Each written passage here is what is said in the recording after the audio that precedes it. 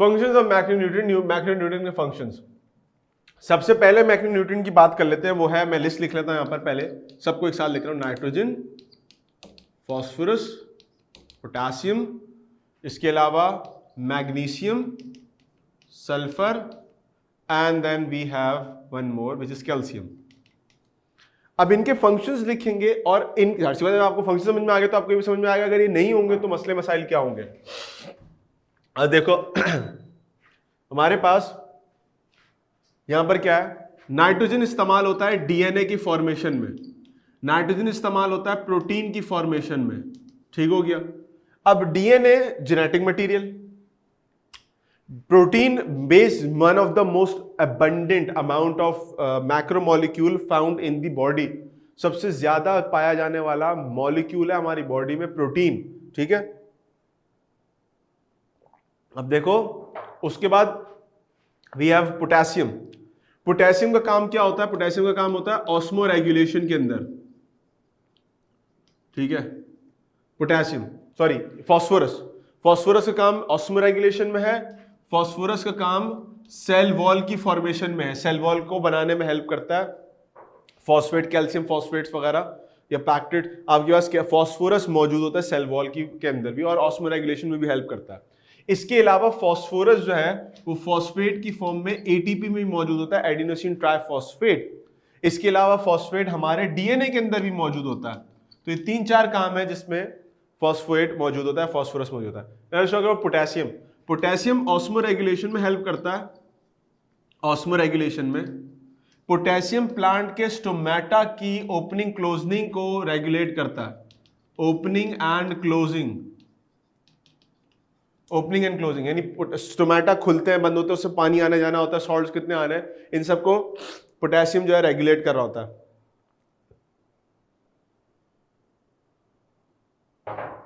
अच्छा भाई अब मैग्नीशियम की बारी आती है।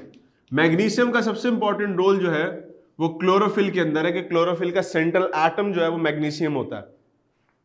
उसके बाद सल्फर की बात कर लेते हैं। तो सल्फर जो है वो आपके प्रोटीन के रेडिकल्स की फॉर्म में होता है। प्रोटीन के अंदर, प्रोटीन के या अमीनो एसिड के जो रेडिकल्स होते हैं, अमाइंस के अंदर जो रेडिकल्स होते हैं अमीनो एसिड में, उनके अंदर एक बहुत इंपॉर्टेंट, यानी कह लें कि एक तरीके से प्रोटीन के अंदर बहुत इंपॉर्टेंट रोल होता है सल्फर का, ठीक है। इसके अलावा कुछ सल्फर रिच बैक्टीरिया भी होते हैं, वो भी इस्तेमाल करते हैं, लेकिन चूंकि हम बात यहां पर प्लांट्स के रेफरेंस से कर रहे हैं, इसलिए we not going to talk about the sulphur rich bacteria जो भी अपने सल्फर इस्तेमाल कर रहे होते हैं कीमोसिंथेसिस के लिए। तो प्रोटीन के रेडिकल्स के अंदर इस्तेमाल होता है। कैल्शियम की अगर बात कर ली जाए तो कैल्शियम जो है वो प्लांट्स के अंदर एक बहुत इंपॉर्टेंट रोल प्ले करता है, और वो है cell wall formation. Cell wall formation में इस्तेमाल हो रहा होता है, ठीक हो। कैल्शियम पैक्टेट बनता है and that is something that is related to your cell wall. अब ये सारे जो मैक्रोन्यूट्रिएंट्स हैं हमने उनके काम लिस्ट डाउन कर लिए। अब आप समझते जाओ कि अगर नाइट्रोजन की डेफिशिएंसी होगी तो there would be a trouble in the synthesis of protein, there would be trouble in replicating your DNA, तो डीएनए नहीं बनेगा, प्रोटीन नहीं बनेगा, मसले मसाइल हो जाएंगे। फॉस्फोरस, एटीपी नहीं बनेगा, सबसे पहले तो डीएनए के अंदर भी एटीपी या फॉस्फेट मौजूद होते हैं, वो भी नहीं बनेंगे, ठीक है। सेल वॉल की थोड़ी बहुत फॉर्मेशन में, ऑस्मो रेगुलेशन में भी हेल्प करता है, सारे काम डिस्टर्ब हो जाएंगे। पोटेशियम स्टोमेटा की ओपनिंग क्लोजिंग, पानी के इनटेक, सॉल्ट्स सब बंद हो जाएगा काम करने के लिए अगर पोटेशियम की डेफिशिएंसी हो गई। मैग्नीशियम अगर नहीं है तो क्लोरोफिल नहीं है, इसका मतलब है प्लांट्स का जो लीफ का स्ट्रक्चर है दे वुड गेट पेल, वो जो ग्रीन कलर का पत्ता होगा वो आहिस्ते से येलो होने लगेगा या उसका कलर बिल्कुल फेड होने लगेगा, और उसकी फोटोसिंथेसिस भी मुतासिर हो जाएगी, फोटोसिंथेसिस भी नहीं कर सकेगा सही तरीके से। फिर सल्फर की बात करें तो शायद से बात स्पेसिफिक काइंड ऑफ प्रोटीन जो बनने होते हैं वो नहीं बन पाएंगे सेल के अंदर, बॉडी के अंदर, प्लांट के स्ट्रक्चर्स में, और वो भी हिंडर करेंगे उसकी ग्रोथ को, ग्रोथ हिंडर होगी। जैसे पता है प्रोटीन नहीं बनेगा ना तो ग्रोथ रुकती है प्लांट की, चाहे नाइट्रोजन की डेफिशिएंसी से हो चाहे सल्फर की डेफिशिएंसी से हो। When there is deficiency in the amount of nitrogen और sulphur, this will explicitly stunt the growth of the plant, क्योंकि आपके पास प्रोटीन की सिंथेसिस नहीं हो पा रही है। Protein is actually the building block of your body और द प्लांट बॉडी। अगर हम कैल्शियम की बात कर लेते हैं तो कैल्शियम अगर नहीं है तो सेल वॉल की फॉर्मेशन नहीं होगी, क्योंकि कैल्शियम पैक्टेट हमारे पास इंपॉर्टेंट एक कंपाउंड होता है जो कि thickening and like middle lamella वगैरह को बाइंड करने में हेल्प करता है और सेल्स को आपस में जोड़ के रखता है, सेल वॉल को और सेल्स को जोड़ के रखता है। तो लीव्स और जो स्ट्रक्चर होगा प्लांट का वो बहुत ज्यादा विल्टेड फॉर्म में होगा, ऐसे मरियल सा फॉर्म होगा, उसमें स्टेफनेस नहीं होगी, रिजिडिटी नहीं होगी, तो प्लांट मरियल सा होगा। तो any of these macronutrient is, if they are present in a deficit amount in your body, they will create some sort of disorders, plant में disorders create करेंगे।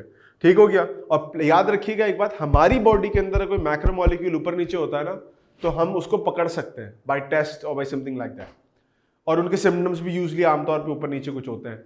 लेकिन प्लांट्स में एक मैक्रोन्यूट्रिएंट की डेफिशिएंसी का सिम्टम बिल्कुल वैसे ही होता है जैसे बैक्टीरियल इन्फेक्शन का सिम्टम होता है, या किसी नीमाटोड ने, किसी वर्म कीड़े वगैरह ने कोई खा लिया आके उसको तंग कर दिया, तो उससे जो सिम्टम्स अराइज होंगे बिल्कुल वैसे ही सिम्टम मैक्रोन्यूट्रिएंट की डेफिशिएंसी के होते हैं। तो प्लांट्स में ये जानना बहुत मुश्किल होता है या थोड़ा सा ट्रिकी होता है कि whether this plant is showing some macronutrient deficiency और either it's been attacked by a pathogen, तो वो सिम्टम्स तकरीबन उसके सेम सामने नजर आ रहे होते हैं। तो ये आपके पास कुछ मैक्रोन्यूट्रिएंट्स के फंक्शंस थे।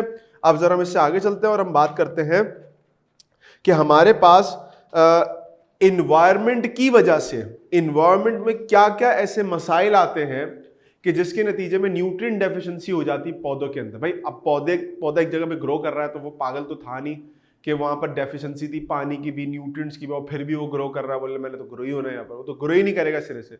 But if a plant is growing in a specific habitat and that habitat is now facing deficiency of certain macronutrients, तो वो certain factors क्या हो सकते हैं that actually contributed to the loss of nutrient in that particular habitat, उनको जब हम discuss कर लेते हैं यहाँ पर।